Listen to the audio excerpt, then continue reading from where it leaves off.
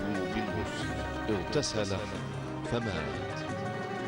فقال صلى الله عليه وسلم: قتلوه قتلهم الله، هلا سألوا إذا لم يعلموا.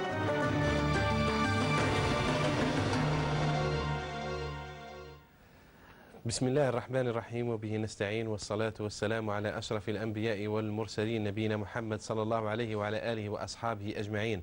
مشاهدينا الكرام، السلام عليكم ورحمة الله وبركاته، وأهلا ومرحبا بكم معنا إلى هذا الفضاء الجديد من برنامجكم هلا سألوا، برنامج فتاوى يعنى بالإجابة عن أسئلتكم واستفساراتكم الشرعية. ويتفضل في هذا اللقاء فضيلة الدكتور سعيد بويزري، أستاذ الشريعة والقانون بجامعة الجزائر، والأمين العلمي للمجلس العلمي بولاية تيزي وزو. نرحب بك فضيلة الدكتور وأهلا وسهلا بك. شيخنا سعيد، ما زال الحديث معكم متواصلا عن أعمال الحج. كنا قد توقفنا عند أعمال يوم الثامن، تكلمنا عن وقفة عرفة، ومعكم اليوم إن شاء الله نتكلم عن أعمال يوم النحر، هي الرجم، الحلق، طواف الإفاضة وسعي الإفاضة. نتكلم عن هذه المسائل كلها إجمالا. نعم. بسم الله والحمد لله والصلاة والسلام على رسول الله. معاشر المشاهدين الكرام، السلام عليكم ورحمة الله وبركاته. وعليكم السلام. يوم النحر، يوم الحج الأكبر، يقوم الحاج بأربعة أعمال. أعمال يوم النحر هي أربعة ترتيبا: رمي ونحر وحلق أو تقصير ثم إفاضة أو فإفاضة. هذه أربع أعمال يقوم بها الحاج يوم النحر، اللي هو يوم العيد، عيد الأضحى المبارك. أبدأ بالعمل الأول وهو الرمي. الرمي يجب أن يتم بعد طلوع الشمس. نعم. من هنا نعلق فنقول: من رمى جمرة العقبة قبل طلوع الشمس، هذا الرمي لا يصح من الناحية الفقهية. رمي ملغى. رمي ملغى، يجب أن يعاد. يعني ممكن واحد يوصل قبل طلوع الشمس، يقول ماذا ما كانش الزحمة، ما كانش الغاشي، فيتوسع بلا مسوغ شرعي في مبدأ المرونة ومبدأ التيسير. يقول من باب التيسير المهم اليوم نرمي جمرة العقبة، فإذا تم الرمي قبل طلوع الشمس فهذا رمي ملغى لا يصح شرعا. نعم. يجب أن يعاد. هذا يدفعنا إلى الحديث عن وقت الرمي. وقت الرمي يبدأ من طلوع الشمس، يعني بعد طلوع الشمس، ويمتد طول النهار إلى غاية غروب شمس يوم النحر. أقول هذا بوضوح تيسيرا على كل المسلمين وعلى كل الحجاج الميامين. ما هو شرطا في هذه الصبيحة مباشرة يجد زحاما، وإن كان الأمر الآن ميسر كما ذكرنا مرارا، فالأمر ميسر، وسائل متاحة والتيسير موجود والحمد لله رب العالمين، ولكن الأمر فيه ساعة، فلا يصح أن نضيق واسعا، لأن وقت الرمي، رمي جمرة العقبة، يمتد من بعد طلوع الشمس إلى غاية الغروب. قد يقول قائل: إذا تم الرمي قبل طلوع الشمس هذا ملغى عليه الإعادة، ولكن إذا كان تم الرمي بعد غروب الشمس من يوم النحر، من الغروب إلى الليل، فإذا كان بعد الغروب يعتبر قضاء وعليه دم، يجبر بدم. الرمي أثناء الليل. نعم. إذا تم بعد غروب الشمس عليه دم. إذا تم قبل الشروق يعاد لأنه ملغى لحديث ابن عباس وأحاديث وردت عن النبي صلى الله عليه وسلم. ويكفينا فعل النبي عليه الصلاة والسلام الذي قال في الحديث الصحيح خذوا عني مناسككم. إذن هذا بالنسبة للرمي. وقت الفضيلة شيخ لم تنبهوا لي. وقت الفضيلة هو بعد الشروق يبدأ به، لأنه هكذا جاء ترتيبا: رمي، نحر، حلق أو تقصير، وبعدين تأتي الإفاضة هكذا. لذلك يندب من ناحية الفقهية يندب احترام هذا الترتيب، يندب احترام هذا الترتيب من باب الندب. ولكن بالنسبة للإفاضة لا، بالنسبة للإفاضة سنشرحها بعد حين. طيب إذن العمل الأول الذي يؤديه الحاج يوم النحر هو رمي جمرة العقبة. طيب ثم يأتي العمل الثاني هو النحر. النحر لمن كان عليه نحر. نعم. طبعا المتمتع مثلا عليه أن ينحر في ذلك. قبل ذلك شيخ في الرمي يعني نشير إلى بعض النقاط. يعني يجب أن يكون الرمي في الحوض. نعم بارك الله نعم. فيك. وأن يكون يعني بالحجر الملتقط. نوضح بارك الله فيك. في هذه المسائل. بارك الله فيك. فيه 7 حصيات تكون مع الحاج. نعم. ووضحنا يعني هذه الحصيات ما لازمش تكون كبيرة، تكون قد الحمص كما نقولوا صغيرة. نعم. إلى آخره. ويجمعها 7 يقترب إلى الحوض، ليس شرطا أن يصيب العمود. نعم. لأن العمود موجود كما يتوهم البعض. يقول لازم تجيبها كما نقولوا فلاسيبل، يعني يجيبها سوا يعني لازم يقيس هذاك العمود. نعم. هذاك الركيزة هذاك العمود. لا، ليس هذا ليس واجبا. المهم هذيك الحصيات في 7 لازم يجيو داخل الحوض. لذلك الإنسان الأفضل أنه يقترب، خاطر مش كل إنسان يعني يستطيع أن يعني يضع تلك الحصيات داخل الحوض عن بعد. ممكن يحاول يرميها عن بعد ويقيس الحجاج الآخرين يعني. وقد حصلت كثيرا يعني هذه الأخطاء، وهذه من الأخطاء التي يقع فيها الحجاج أثناء رمي الجمرات. التي لا تقع في الحوض هي ملغية. نعم. إذا كان رمى حصات خارج الحوض هذه ملغية، لازم يدبر وحدة ويعوضها، لازم 7 حصيات. نعم. هذه مسألة مهمة. لذلك الأفضل يقتربوا الآن الحمد لله مع التنظيم الجديد اللي راه موجود في هذه البقاع المقدسة. طوابق في الرجم. فيه طوابق في الرجم، فيه الطابق الأرضي، فيه الطابق الأول، الطابق الثاني، يعني فيه طوابق، والأمر منظم للغاية. إذا كان زحمة لتحت تروح الفوق بكل يسر. وانتظر قليلا، أنت ماكش مستعجل، خلي الناس ترمي وبعدين تصل إلى الحوض وأنت في خشوع. يعني هذا نسك من مطلوب. الإنسان لازم يكون فيه يعني يستحضر قواه العقلية، وما يلزمش يرمي فقط ويروح ويقول بسم الله الله أكبر عند كل حصاد. لا يلعن. نعم. ولا يلعن. لا يسب ولا يلعن ولا يرمي بالحذاء ولا يرمي بالحجر الأكبر ولا يتصور يقول هذا هو شيطان ويرميه. وكان بعض الناس يقول لك نخبي وجهي باش ما يفاش على وجهي. يعني كي يروح يرجم يخبي وجهه يقول باش ما شغل يفوطيه، يعني هذاك الشيطان يفوطيه يسكانيه سوا يشفى عليه. يقول لك انا كي نرجع لبلادي يزيد ينتقم مني. ما هذا كلها هذه بدع ما عندهاش أصل في الدين إطلاقا. الإنسان يصل إلى قرب الحوض، يقترب من الحوض ويرمي تلك الحصيات بسم الله الله أكبر عند كل حصاة.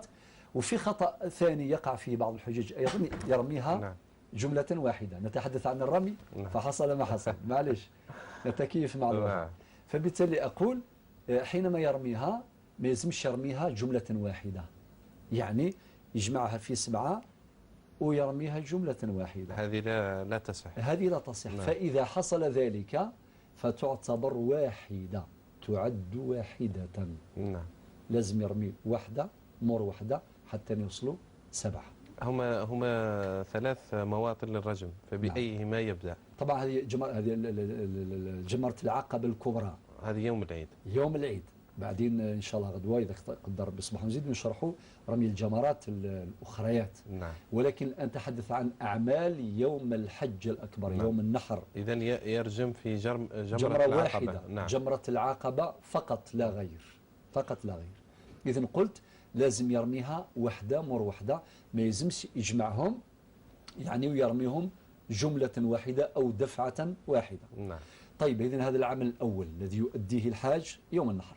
وفيه الإنابة شيخ، يعني وفيه الإنابة وتجوز الإنابة وتصح الإنابة.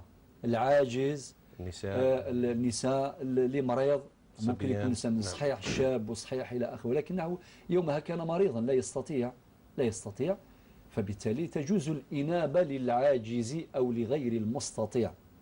ولكن هذاك اللي راح يرمي عن روحه أولا كي يرجم روحه، بعدين يدير هذيك الإنابة وينيب العاجز في رمي جمرة العقبة. الآن مع الحلق شيخنا سعيد، قبل ذلك النحر لمن كان عليه نحر، هذه العامل الثاني يدير أذن في نفس اليوم. ويندب بعد الرمي والنحر يندب الحلق أو التقصير.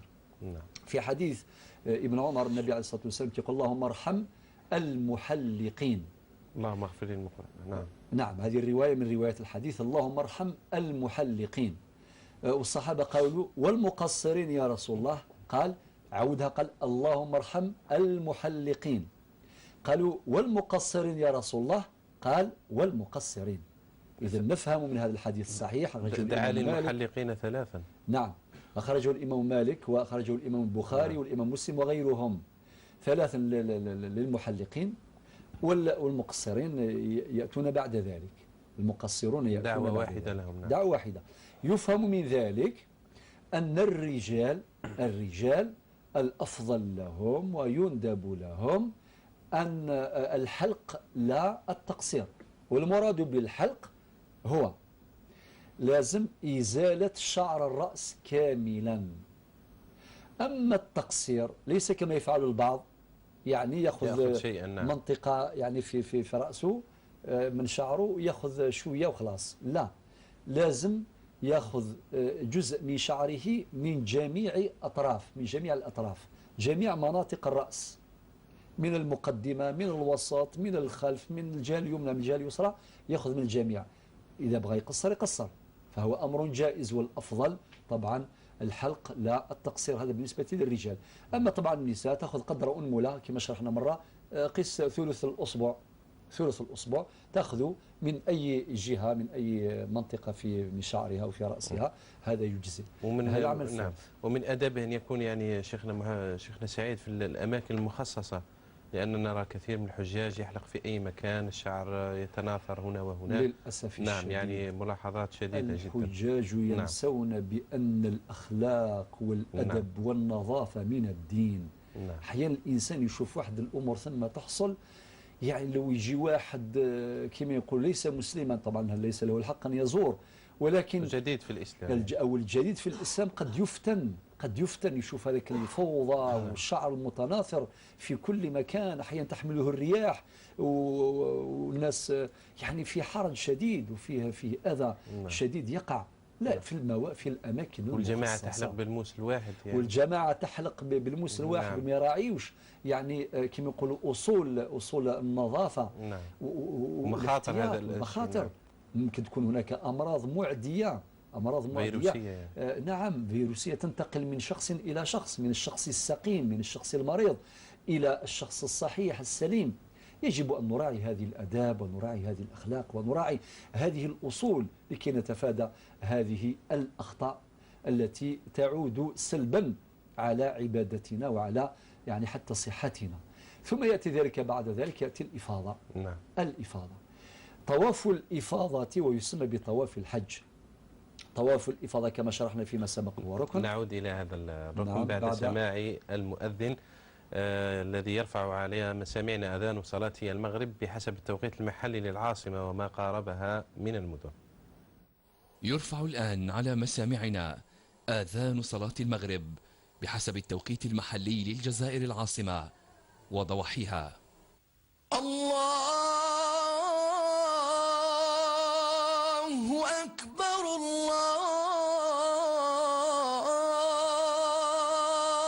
الله أكبر، أشهد أن لا إله إلا الله،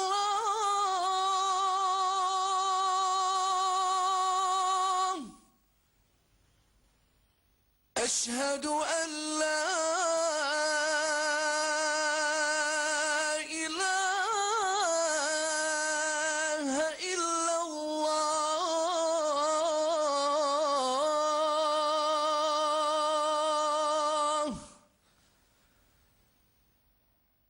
أشهد أن محمد رسول الله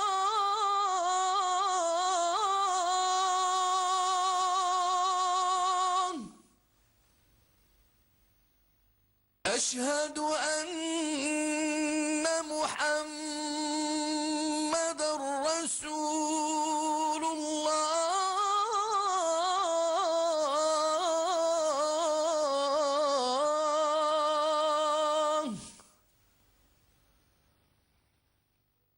حي على الصلاة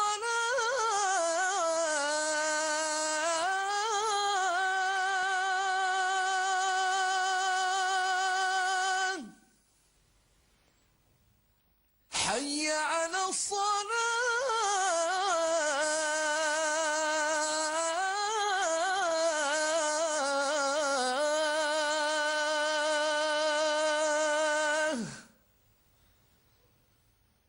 حي على الفلاح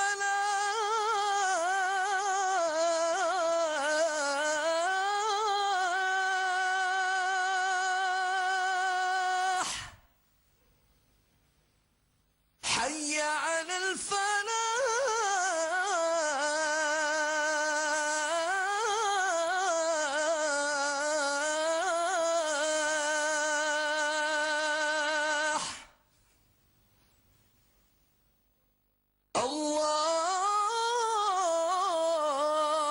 الله أكبر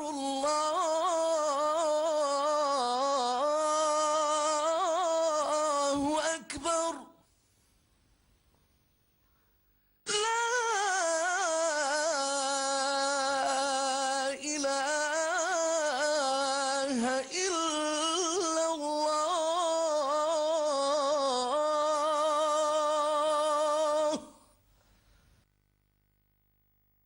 اللهم رب هذه الدعوة التامة والصلاة القائمة آتي سيدنا محمدا الوسيلة والفضيلة وابعثه مقاما محمودا الذي وعدته.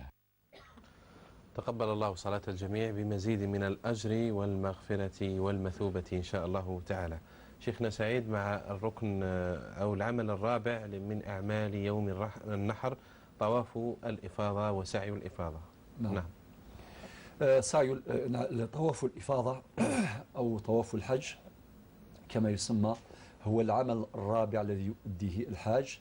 إذن قلنا خلاصة القول يؤدي الرمي، رمي جمرة العقبة، بعد ذلك النحر، بعد النحر يأتي الحلق أو التقصير، وهذا مندوب هذا الترتيب، ثم يأتي طواف الإفاضة.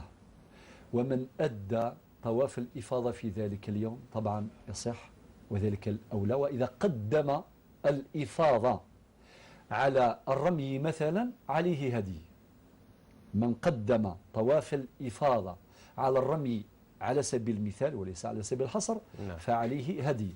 ولكن فقط ننبه إلى أن وقت طواف الإفاضة ممتد.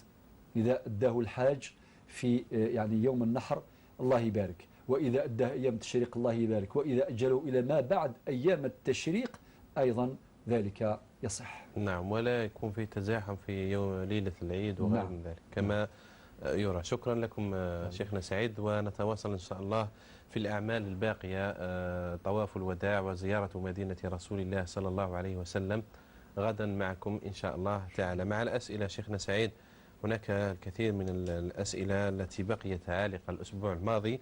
نبدأ بأولها أختنا كهينة من تيزي وزو.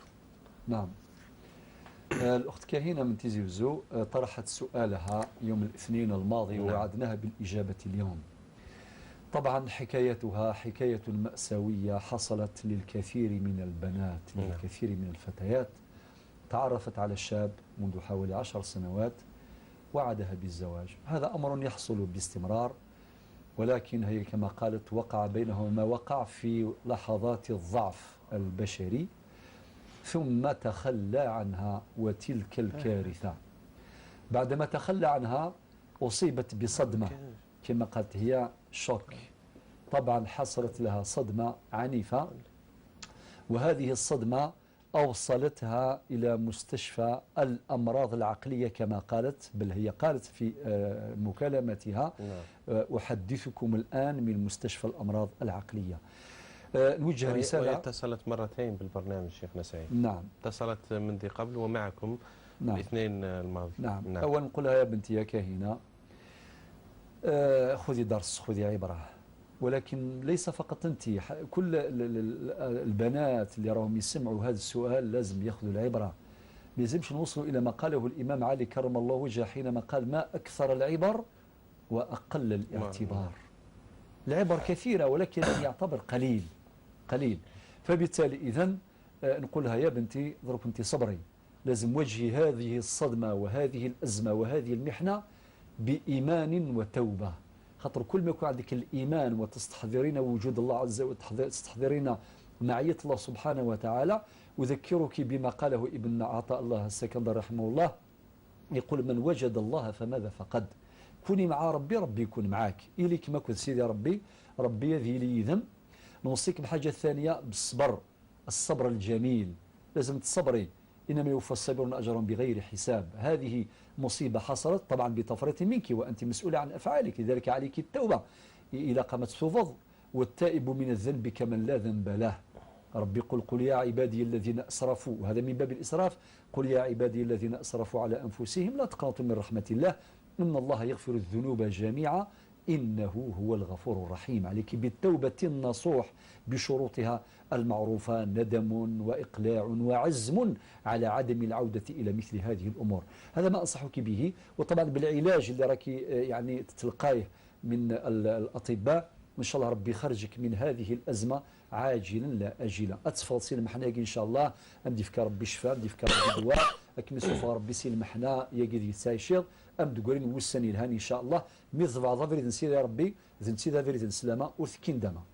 الكلمة الثانية نوجهها للشباب اللي راهم يغروا يعني الفتيات بالكلام المعسول، بالوعد بالزواج. طبعا هذا أمر حرام لا يجوز شرعا، ولازم نقول لهم أيضا أنه يأتي الندم في الدنيا قبل الآخرة. هذه أختك قبل أن تكون امرأة بعيدة عليك، هي أختك في الله، أختك في البشرية، أختك في الخلق، أختك وربما تكون جارتك إلى آخره. وهذه خيانة لا تجوز أصلا، لا تصح لا من ناحية الشرعية ولا من ناحية الأخلاقية الأدبية ولا من ناحية القانونية. هذا أمر مرفوض بجميع المقاييس. اتق الله في بنات الناس، ربي يرزقك إن شاء الله بزوجة صالحة تعيش مع حياة زوجية سعيدة. ننبه أيضا إلى أمر آخر، الأسر باش ما يطلقوش العنان. يعني هذه نتاع يتعارفوا كلام فاضي، كلام فارغ. أي وحدة تدعي أنه لازم تمشي مع، نستخدم المصطلحات نتاعهم، تمشي مع الشاب باش تتعرف عليه وتعرف طبيعته وكذا، ولا هو كيف، هذا كلام مرفوض، كلام فارغ لا قيمة له ولا وزن له إطلاقا. الوقت ما يسمحليش باش نفصل في هذه المسائل، ولكن أعطيت هذه الخلاصات. بنتنا كاهنة ربي يحفظها ويخرجها من هذه الأزمة سالمة غانمة عاجلا لا آجلا. شيخنا سعيد، في سؤال كاهنة قالت لك هي تفكر في الانتحار، يعني لو توجه لها رسالة خاصة في هذه النقطة التي هي كبيرة من الكبائر إن هي أقدمت عليها. نعم، هذه كارثة أخرى. لا يصح علاج مشكلة أو خطأ بمصيبة أخرى بل بجريمة. إذا كان واحد راحت له الدنيا، نفترض الإنسان فقد الدنيا كامل، راحت له الدنيا من يديه، يقول لك الدنيا كحلة في حياتي كلها كحلة والأمل ما كانش وكذا. احنا واش نقولها؟ أول الأمل موجود، الأمل موجود. ربي سبحانه عز وجل يزرع في الأمل. واحد كيقرأ القرآن ويقرأ سنة النبي صلى الله عليه وسلم، وأيضا ويقرأ حياة البشر، تاريخ البشر، يلقى اللي عندهم أزمات أكثر من هذه، ولكن لازم يتبعوا طريق ربي سبحانه، طريق السلامة. ورقم 2 لازم يزرعوا في قلوبهم الأمل. وقالها الشاعر زمان، قال أعلل النفس بالأمال أرقبها ما أضيق العيش لولا فسحة الأمل. أما قضية الانتحار هذه جريمة كبرى أيضا مرفوضة بجميع المقاييس. ربي سبحانه يقول في القرآن الكريم لا تقتلوا أنفسكم إن الله كان بكم رحيما. معناتها الإنسان إذا راحت له الدنيا كيفاش يعني كما يقول يفرط في الآخرة نتاعو ويتعاقب يوم القيامة عقابا شديدا. الانتحار حرام، جريمة كبرى، لا يجوز العدوان على النفس البشرية. والآية اللي قرأناها الآن واضحة مشان تعيشي حياتك عادية وتوبي. شحال كيما انت اللي حصلتهم هذه القضية وأكثر. كان أنا سألتها يومها هل ترى كان عندك ولد ولا كنت حامل؟ قالت لي لا. وكاين اللي عندهم الحمل وكاين اللي داروا إجهاض وكاين اللي عندهم أولاد طبعا غير شرعيين. نعم. طبعا هذه الكوارث أكبر. إذا شوفي اللي صارت لهم المصايب أكثر وأكبر منك باش تعتبري تأخذي العبرة وإن شاء الله تعيشي حياتك عادية جدا وفي ظل الإيمان وفي ظل الأخلاق والقيم وما خلتش الدنيا مازال الخير قدام إن شاء الله تعالى. نعم شكرا شيخنا سعيد بارك الله فيك. مع مكالمات المشاهدين الكرام معنا فتيحة من مستغانم. نعم. الو السلام عليكم. وعليكم السلام ورحمة الله. السلام. خويا عندي اسئله غادي نقولها للشيخ. تفضلي هو يسمع فيك. اللي نعم. يدخلوا للحج يدخلوا بالعمره ولا بالحجه يذبحوا ولا ما يذبحوش؟ فهمني زعما اللي يدخل بالحجه لا يذبح ولا العمره؟ هذه هي الاسئله تاعي. فتيحة لحظة قلت من يدخل بالحجة هل يذبح أو لا، ثم من يدخل بالعمرة أيضا. نعم. هاي السلام عليكم. شكرا جزيلا بارك الله فيك. عندنا فاطمة من إنجلترا. نعم أخت فاطمة. السلام عليكم. وعليكم السلام ورحمة الله. السلام ورحمة الله. أولا كنشكركم نشكر الدكتور سعيد. شكرا جزيلا. وعندي 3 أسئلة للدكتور. السؤال الأول، أنا كنت درت الحج هذه سنتين وفي رمي الجمرات كانت ضاعت مني حصى طاحت في الأرض حدا رجلين نقولوا طاحت في الأرض ورفدت حجرات. تسمعني يا خويا؟ نعم أسمعك جيدا. نعم. وطاحت هذيك الحجرة هزيت وحدة ما عرفتش واش هي أو وحدة أخرى، واش هي إيتم أو لا. نعم. السؤال الثاني. السؤال الثاني، احنا هنا المغاربة في هذه الدولة. نعم. عندنا واحد البنك يقولوا لها بنك شعبي. كل عام نخلصوا واحد القدر كما يقولوا هما لاسورانس، حيت كيتوفى الانسان يتكلفوا هما بالمصاريف ديالو يديوه للبلاد يدفنوه داك الشيء. واش هذا المسألة حلال او لا ماشي ولا ماشي حلال؟ والسؤال الثالث، هي عندي اخت هي شهدت فيها بكلمة حق وقالت لي انت كفرتي بالله. شنو يلزمني مع هذه الاخت ديالي؟ شنو يلزمني ندير بها هذه الكلمه اللي قالت لي؟ هذه الكلمه جاتني صعيبه ما قدرتش نيتها هذا الشيء. لو كان قالت لي حاجه اخرى كان عليه سامحت لها، ولكن باش انا شهدت بكلمه. السؤال الثالث اختي فاطمه، شنو الحاجه من فضل الدكتور الكريم وضحي السؤال الثالث يا فاطمه اسمعيني. نعم. وبالمناسبه هي طاغيه وكل العيوب فيها. شكرا. اعيدي السؤال الثالث بوضوح. السؤال الثالث اعيديه. السؤال الثالث لي اخت. نعم. اخت من امي. نعم. شهدت في كلمة حق تولتني كان بها الدنيا وبين اختي اخرى خلاف. شهدت بكلمة حق. نعم. الله ليه هزت التليفون قالت لي انت يا كفرتي بالله، خصك تمشي تعاودي الحج ديالك. شنو الخطوات اللي نتخذ مع هذه الاخت اللي هي تمتي بكفر الله سبحانه وتعالى؟ علاش نشهد فيها بكلمة حق؟ نعم واضح السؤال. شكرا لكم الدكتور الكريم. شكرا جزيلا بارك الله فيك. شكرا اخويا الله يعاونكم. نعم. معنا فتيحة من بومرداس. نعم. الو السلام عليكم. وعليكم السلام ورحمة الله وبركاته. جزاكم الله ألف خير. آمين يا رب العالمين. حبيت نسقسي ثاني أسئلة. نعم.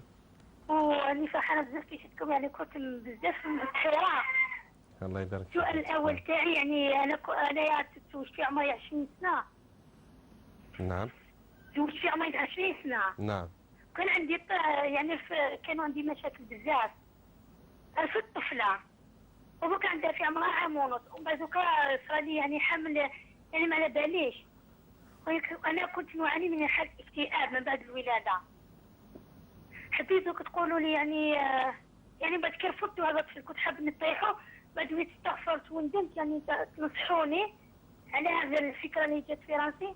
والحالة الثانية كنت بزاف نخمم في الانتحار والموت، عندي الوسواس، يعني حاس اكتئاب بزاف. وما من الصلاة ما نحبش نصلي. يقول لي اخي تصلي ولا انا نقول له لا انا ما نصليش. الو. نعم نعم. هذا السؤال الثاني. السؤال الثالث يعني تشوفوني كيفاش نقترب بزاف من عند الله. نعم. باسكو نعيش وحدي انا، يبقى نعيش وحدي انا وبنتي صغيره برك. نعم. يعني يا شيخ يا الله ينوك، يعني في بزاف، يعني كما يقول لك راني في مع بزاف وحدي، ما نحكي لحتى واحد، حالة اكتئاب راني وحدي، نحب ننتحر الو. الشيخ سمعك الشيخ ان شاء الله. حاولي تتبعي في النصيحة اللي وجهها لك ان شاء الله. والسؤال الثالث. نعم. حبيت نقول لك الاب تاعي يعني توجور يقول للامي راكي طالق طالق طالق.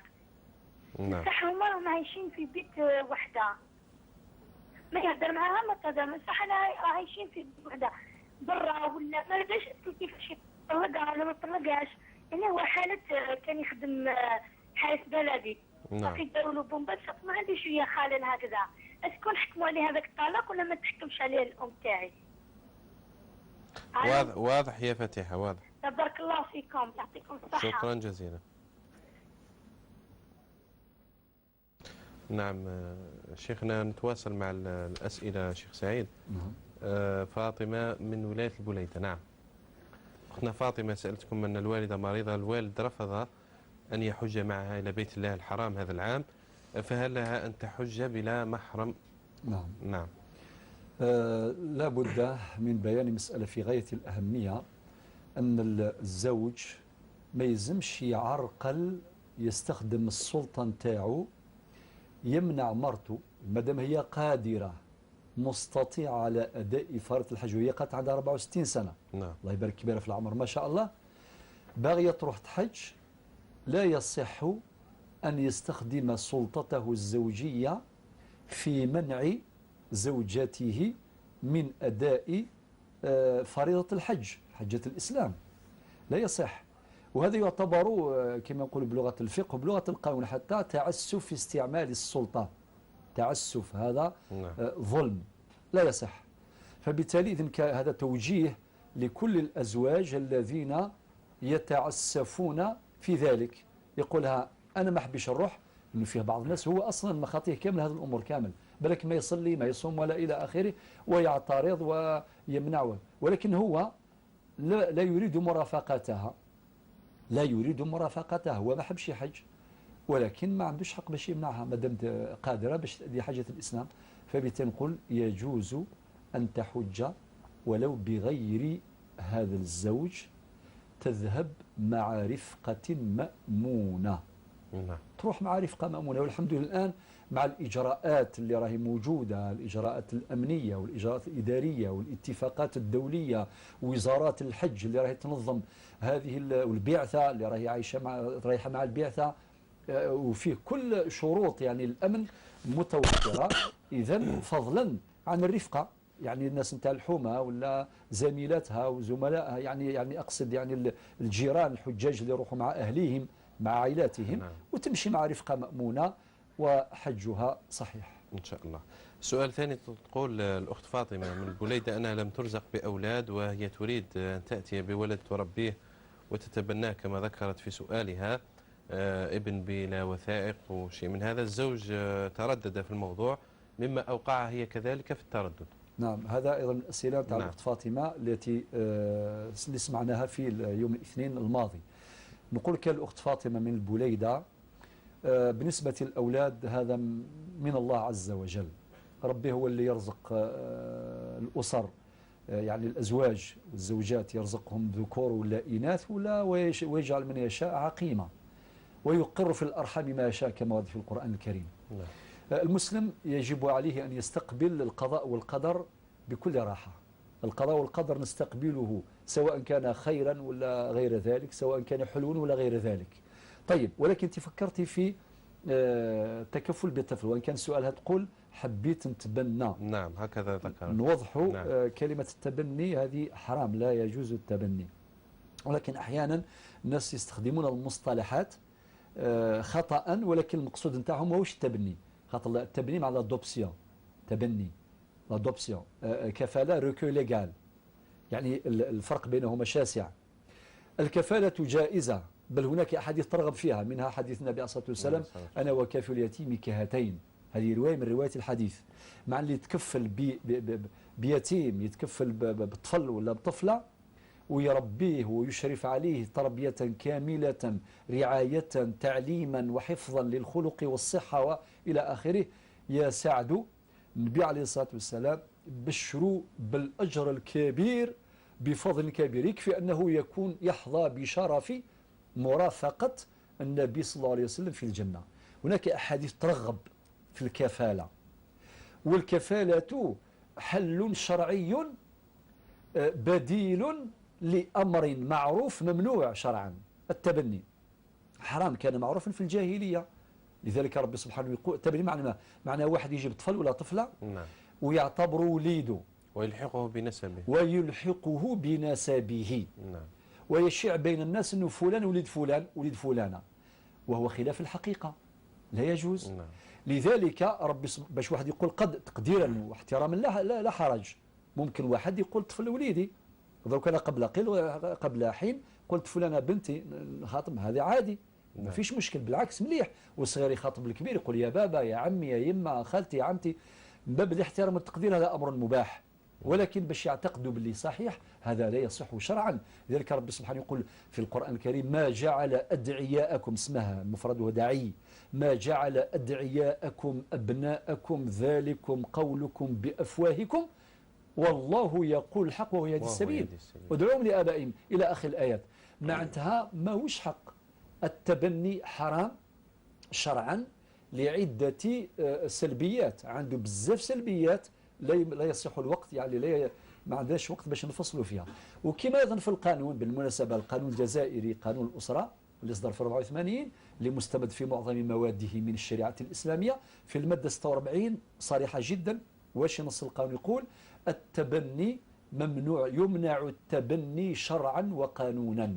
المادة واضحة، إذن لادوبسيون لا تجوز لا من الناحية الشرعية ولا من الناحية القانونية. أما الكفالة اللي راهي موجودة في المادة 116 وما بعدها في القانون، يعني مقننة، هذا أمر محبوب ومطلوب شرعا وقانونا.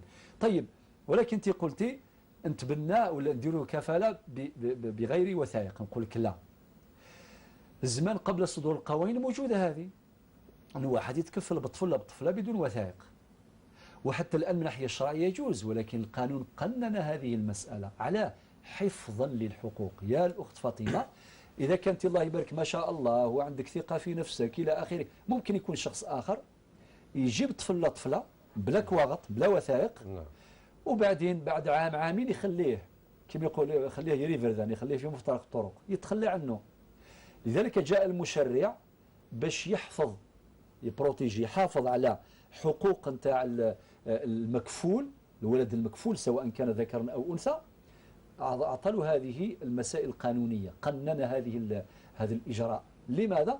للمحافظة على حقوق المكفول، محافظة عليه، وكذلك بالنسبة للكافل راه محصن من الناحية القانونية. يجيك ربما أي واحد يقول لك هذا، يقول له عندي وثائق عندي كواغط. ومسألة التوثيق مسألة مهمة، ومن الناحية الشرعية لها أصل، إذا حابين أصلها من ناحية الشريعة، هذا عنده علاقة بما يسمى بالمصالح المرسلة في فقه الشريعة الإسلامية. لذلك نصيحتنا يا أخت فاطمة، روحي تبنى جيبي الكفالة، تكفلي بالطفل ولا بالطفلة كما حبيتي، بالتشاور مع زوجك. كان مترددا ثم ذاك التردد الحق بك، تشاوروا وتكلموا وتحاوروا في الموضوع هذا، وإن شاء الله توصلوا إلى النتيجة أنكم تتكفلوا. منها جيبوا الطفل ولا الطفلة باش يملأ حياتكم. رقم 2 أنه عندكم أجر كبير، تنقذوا الطفل ولا طفلة من التشرد ومن الضياع، تعطوا الحنان وإلى آخره. وإن شاء الله يكون مشروع شاب تهديوه للمجتمع، إن شاء الله يكون صالح وعندكم أجر عند الله عز وجل. وتخلوا عن هذا التردد. ونقول لك يا الأخت فاطمة ربي يحفظك، كاين بزاف الناس يتكفلوا بالأولاد، والله يبارك، أولاد ناجحين في دراستهم، ناجحين في قرايتهم، ناجحين في أخلاقهم، وراهم ينفعوا أرواحهم، ينفعوا هذه الأسرة اللي تكفلت به، وينفع المجتمع في مستقبل الأيام إن شاء الله يا ربي. شيخنا سعيد مع عبد الرحمن بن خريس من مدينة بوسعادة، اللي أجبناه عن الفريضة الشرعية الأسبوع الماضي، واتصل بكم وصحح نسبة الفريضة للهالك وللميت. نعم. بماذا تجيبونه شيخ؟ طبعا الأخ عبد الرحمن اتصل بعدين هدرت معه في التليفون هنا في القناة. نعم. أعطاني كل التفاصيل، ونؤكد أنه خاصة في موضوع الميراث ما يلزمش واحد يطرح السؤال بطريقة ماشي منهجية وبعدين لا نستوعب معطيات السؤال. مثلا يقول لك عمي خالي، ما يقولش هيك، يقول فلان مات شخص وترك مثلا ابنا وترك بنتا وترك أما وترك أختا وترك، مع دائما النسبة تعود إلى الميت المورث، هكذا نقوله. صحيح السائل المسألة راهي واضحة عنده، يقول عمي خالي ولد عمي ولد خالتي، هو يقول هك. ولكن بالنسبة لنا يقول بنتا وهي أخت وهي أخت. بارك الله فيك. هو يقول بنت ولكن هي أخت. حتى المشاهد ينسبها الكريم للجد، ينسبها للأب الأصلي يعني. ينسبها للأب الأصلي، وهذا خطأ. نعم. حتى المشاهد الكريم ما يقدرش يستوعب السؤال، لذلك ننبه إلى هذا الأمر. نعم. الأخ عبد الرحمن من بوسعادة المسيلة حينما سألته أعطى لي شجرة العائلة بديناها من الجد الأكبر. نعم. أنزلنا حتى وصلنا ليه السائل ربحا للزمن، نقول كل مات هكذا. السؤال تاعك مات شخص من أقاربك وتعتبر أنت بالنسبة له ابن عم. أنت يا الأخ عبد الرحمن السائل بالنسبة للميت المورث تعتبر ابن عم وليس ابن عمته. نعم، وليس ابن عمه، كما ذكر ابن عم. نعم. كما ذكر في السؤال المكتوب عن طريق الإيميل. نعم. لذلك خلاصة القول نقول هذاك الإنسان اللي مات ماذا ترك؟ ترك زوجة وترك بنتا وترك ابن عم، اللي هو أنت يا الأخ عبد الرحمن السائل. أنت السائل. إذن كيفاش نقسموا التركة هذه؟ الزوجة نتاع الميت ترث الثمن، السبب لوجود الفرع الوارث، لوجود البنت، والبنت الصلبية الواحدة بعد ما خلت طفلة واحدة نعم. عندها النصف. لماذا؟ لانفرادها، خاطر راهي وحدها، وعدم وجود عاصب. نعم. شكون اللي عصبها؟ خوها. خوها الابن. العم. خوها هو اللي عصبها، خوها اللي عصبها. قد يكون أخ شقيق لها. نعم. أليس كذلك؟ وفي الفريضة يكون ابن. لازم يكون في الفرض يكون ابن، ولا يوضع أخا. ولا يوضع أخا. نعم. في الفرض يكتب ابن، لأنه ممكن يكون هذا الابن من نفس الزوجة، ممكن من زوجة من زوجة أخرى، من زوجة أخرى، لأنه عنده نفس الدرجة. نعم. المهم نقول هذا مصطفى، هو طبعا وذكر الاسم تاعو، اسمه مصطفى الميت المورث. إذا ترك زوجة عندها الثمن، وترك بنتا واحدة عندها النصف. نعم. لانفرادها وعدم وجود عاصب، والعاصب وهو الابن. وترك ابن عم اللي هو الأخ عبد الرحمن السائل. ابن عم هنا يعتبر عاصبا بالنفس، ويرث الباقي تعصيبا. إذن إعادة: الزوجة ترث الثمن، والبنت ترث النصف، والباقي الشيء اللي بقى يؤول إلى عبد الرحمن السائل باعتباره عاصبا.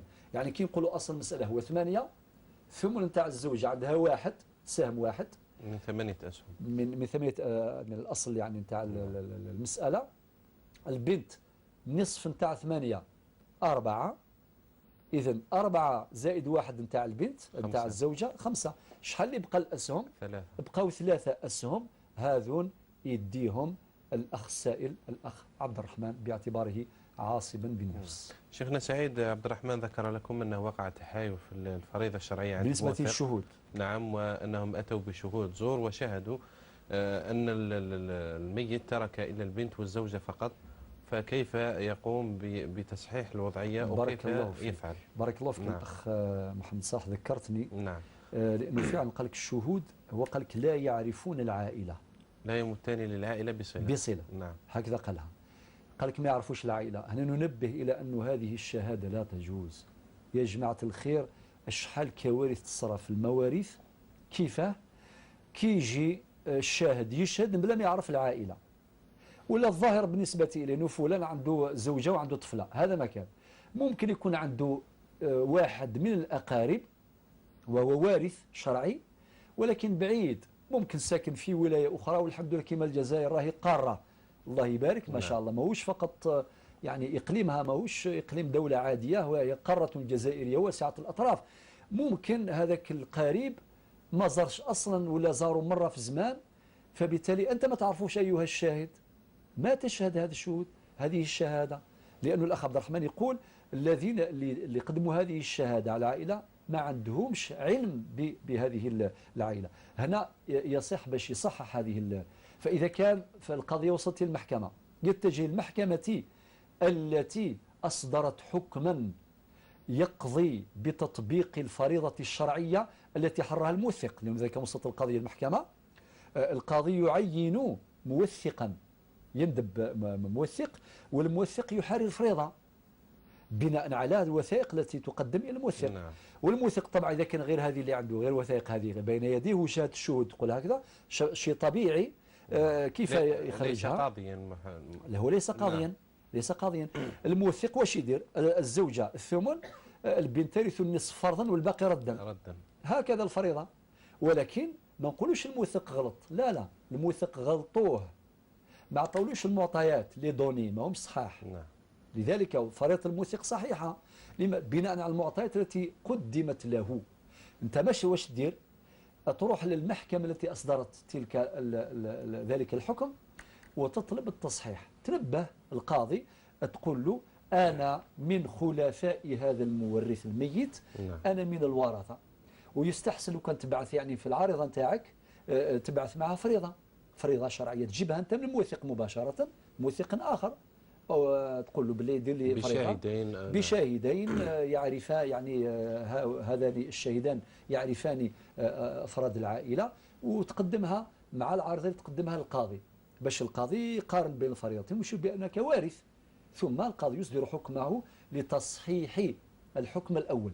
أما إذا كان القضية لم تصل أصلا إلى القضاء، يعني غير بيناتهم راحوا للموثق واستصداروا فريضة وهذا أمر يصح، فبالتالي تروح مباشرة لذلك الموثق وتجيب الأدلة اللي تقنعوا بها باش يعود يدير فريضة تصحيحية. نعم، شكرا دكتور. مع عقيلة من العاصمة التي ذكرت في سؤالها شيخنا سعيد أنها مصابة بالوسواس، ذهبت للرقاة أخبروها بأنها مسحورة، هي تريد الانتحار، تعيش حالة اكتئاب، حالة من الاكتئاب شديدة جدا. نعم. والله الأخت عقيلة من العاصمة دائما ننبه إلى أن الوسواس خطر كبير، قد يؤدي بالإنسان إلى الانتحار، تولي الحياة سودة في أمامه تماما، قد يفكر الانتحار ويتقول رحت للطبيب وبعدين قال أنت تتخيلي ورحت للرقاة قال فيك السحر.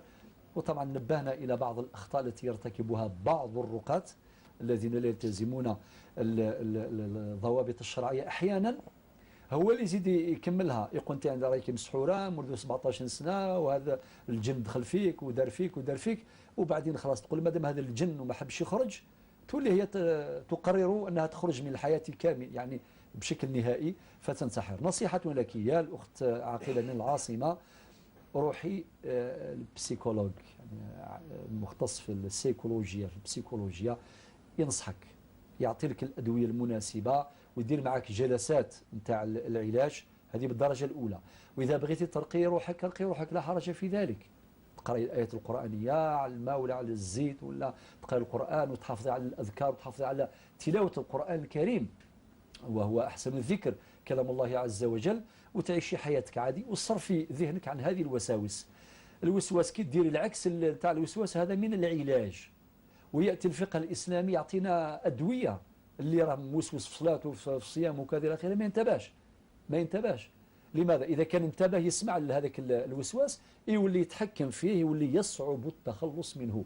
نصحك بهذه النصائح، عيشي حياتك عادية ولا تفكر في الانتحار، الانتحار جريمة كما أسلفنا الحديث قبل حين. الأخ سالم من بومرداس يسألكم شيخ سعيد، هل الأذان والإقامة واجبان على المرأة؟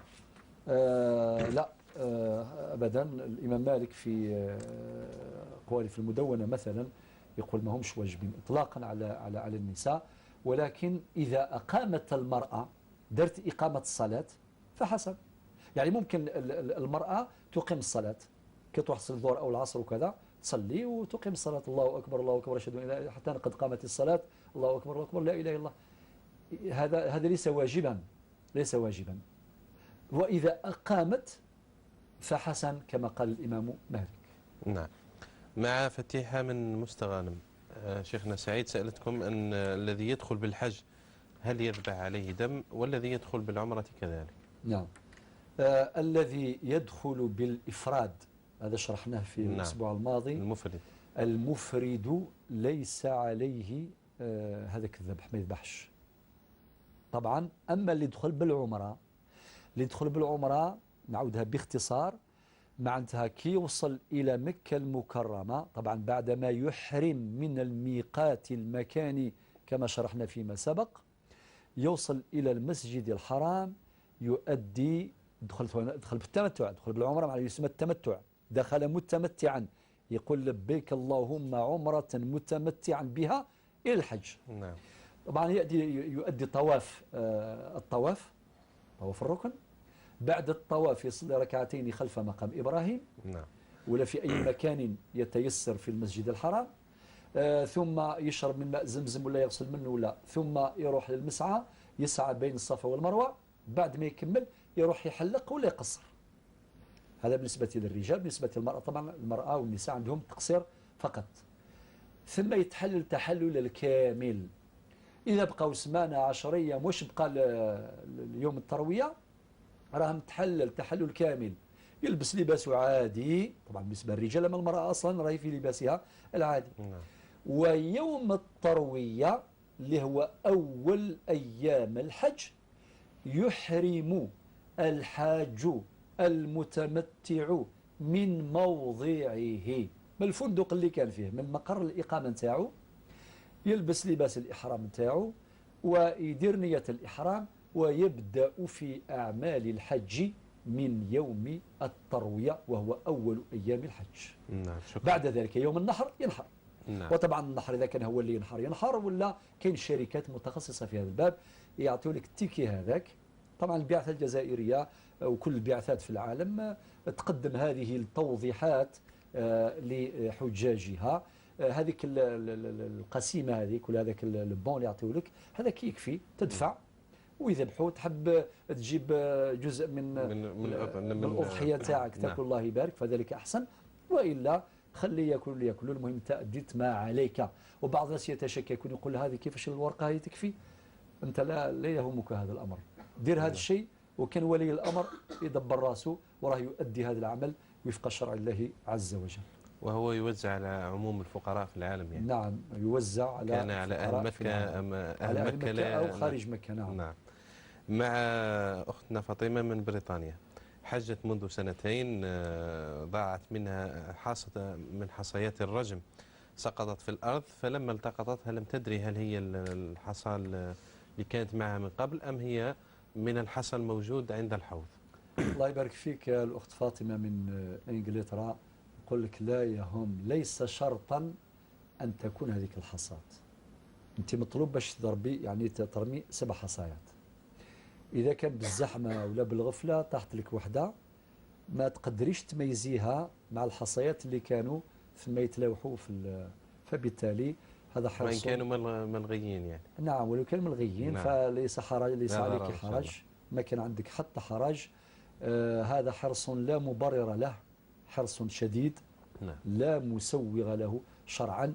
رفدي الحاصات سواء تحت يدك على اللي تحت منك رفدتيها ترميها ولا حجرة أخرى لا يهم، المهم كملتي 7 حصيات. نعم. السؤال وفاشل درتيه أمر صحيح، ما عندك حتى خوف ولا حرج إن شاء الله. بالنسبة للسؤال الثاني شيخنا سعيد، في البنك. نعم. في بريطانيا هناك بنك شعبي مخصص، تقول السائلة فاطمة، للمغاربة، ولكن يعني فيه اقتطاعات شهرية تمنح عند وفاة الشخص الذي اقتطع منه. يعني الغرض من هذه المبالغ المقتطعة تأمين على الحياة، يعني يكون تكفل بالميت بعد وفاته. طبعا سؤالك يا الأخت فاطمة يحتاج إلى وقت طويل، وقت كبير باش نفصلوا فيه، ولكن بشكل مختصر: لا حرج عليك وأنت راك عايشة في ظل دولة قائمة بسلطانها، دارت هذه الإجراءات تأمينا لهؤلاء المغتربين، من أجل أنه هذه قوانين تأمن حياة الناس، تأمن حياة الناس. وطبعا ربما في جلسة أخرى نفصل من خلال إجابتنا على بعض الأسئلة المشابهة، يعني لهذا السؤال تاع الأخت فاطمة ما يحل منها وما يحرم. نقول الأصل فيه الجواز، وفي تفاصيل لا يتسع المقام لشرحها اليوم. نعم. بالنسبة لأختها التي تقول أنها شهدت فيها بكلمة الحق، ثم هي كفرتها بهذه الشهادة، قالت لها أنت كفرتي بالله ويلزمك أن تعيدي حجك وأعمال الإسلام الأخرى. نعم. طبعا المطلوب شرعا ليس من باب النفل ولكن من باب الوجوب شهادة الحق، الإدلاء بشهادة الحق إذا طلبت منا، إذا طلبت. والإدلاء بخلاف الحقيقة هذا يعتبر شهادة زور. فبالتالي أنت قدمت شهادتي بكلمة الحق، هذا هو المطلوب منك شرعا. ما تهمكش النتائج لا تهمك. إذا كان أختك أرماتك بالكفر، أولا هذه جريمة في الحقيقة، على بالك اللي يتهم شخص آخر بالكفر يقول له أنت كافر، كما ورد في الحديث باء بها أحدهما. هذا كلام خطير. نعم. باش واحد يرمي واحد بالنفاق، هذا كلام يقوله بعض الناس، يختلف مع شخص يقول له أنت منافق. نعم. كلام خطير. المنافقون كما قال ربي في القرآن: إن المنافقين في الدرك الأسفل من النار. يا عجبا شكون اللي عنده جرأة، شكون عنده قدرة باش يحدد موقع الناس في أو يرميه، يقول أنت يهودي، أنت ولا يهودي ولا شيء من هذا القبيل. هذا كلام مستقبح يعني. نعم، مستقبح جدا. لذلك أختك أخطأت جدا حينما رمتك بالكفر، كي قاتلك أنت كافرة. معناها إذن هي تتمنى أنك تقولي كلام اللي يكون في صالحها، وهذا لا يجوز شرعا، لا يجوز لك.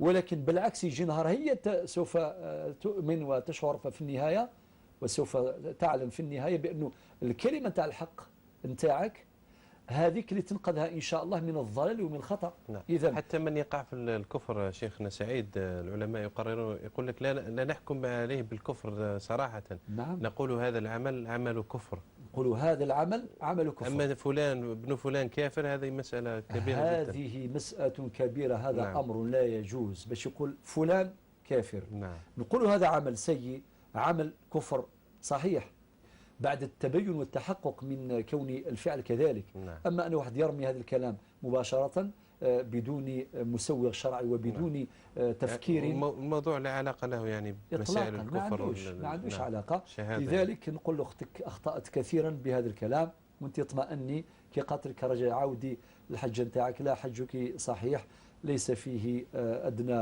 يعني ليس فيه شك إطلاقا. اطمئني تماما، وإن شاء الله ربي يهدي أختك إلى جادة الحق والصواب. إن شاء الله يكون صلح بيناتكم. ربي قال والصلح خير. عندكم صلة الرحم لا يجوز أن تقطع. أنت ديري واجباتك تجاهها كما قال النبي عليه الصلاة والسلام في الحديث الصحيح: ليس الواصل بالمكافئ. اجتهدي وصليها بالاتصال، بالزيارة، بالكلمة الطيبة. وربي قال في القرآن الكريم: ادفع بالتي هي أحسن. كل هذه المعاني استحضريها. قال: والعافين عن الناس، قال: والكاظمين الغيظ، والعافين عن الناس، والله يحب المحسنين. أحسن أختك وما تقلقيش على حجك، وما تقلقيش على هذه الكلمة، وربي يهديها إلى جادة الحق والصواب. آمين يا رب العالمين. شيخنا سعيد، مع السائلة فتيحة من بومرداس في سن 20، تقول: وقعت لي كثير من المشاكل. كانت حاملة، أرادت الإجهاض، تعيش حالة الاكتئاب، تفكر في الانتحار. اليوم أغلب الأسئلة كلها أصحابها يفكرون في الانتحار والعياذ بالله. نعم. لم تكن تصلي، لما يأمرها أحد بالصلاة تنفر من ذلك. يعني هذا ملخص السؤال الأول. ثم سألتكم كيف تتقرب إلى الله سبحانه وتعالى. والسؤال الثالث عن الوالد، دائما يقول للوالدة أنت طالق، ويكرر هذا الكلام لها كثيرا، وقد وقع له حادث يعني مأساوي مما تسبب له في خلل.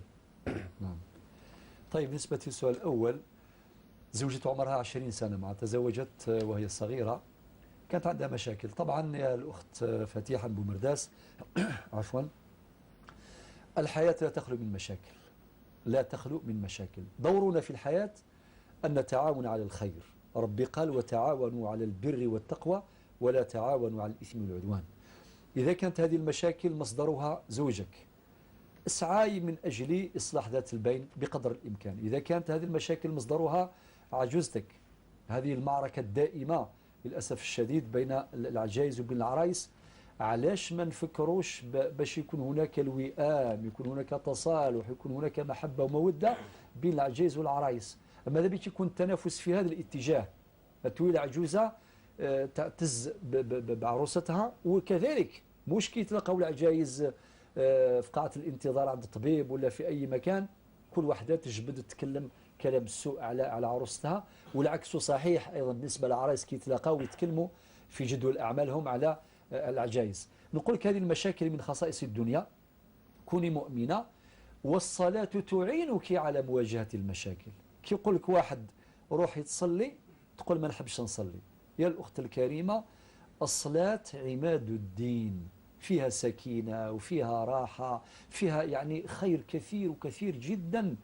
إذا كان وليتي ما تصليش طبعا تكوني سهلة للوساوس، للاكتئاب كما قلتي، للقلق بجميع أنواعه، وطبعا هذه يجتمع عليك تولي تفكري في الانتحار، وقد وصلت إلى مستوى التفكير في الانتحار. لذلك نقول لك الصلاة الصلاة الصلاة، عليك بالصلاة، التزمي الصلاة بالوضوء، بالصلاة، بقراءة القرآن الكريم، وثقي صلتك برب سبحانه عز وجل. ونذكر ما قلته قبل حين، واش قال حكمة ابن عطاء الله: من وجد الله فماذا فقد. اللي يكون مع ربي ما راح له ولا شيء، واللي خلاه ربي سبحانه ما بقى ولا شيء. ومن فقد الله فماذا وجد. استشعار معية الله شيء عظيم وعظيم جدا. هذه نصيحتي. والانتحار ذكرنا أنه حرام لا يجوز شرعا. نتواصل في سؤالها غدا لمزيد من البيان والتوضيح. وأشكرك جزيل الشكر شيخنا سعيد، وشكرا لمشاهدينا الكرام. سبحانك اللهم وبحمدك، نشهد أن لا إله إلا أنت، نستغفرك ونتوب إليك، والسلام عليكم ورحمة الله وبركاته.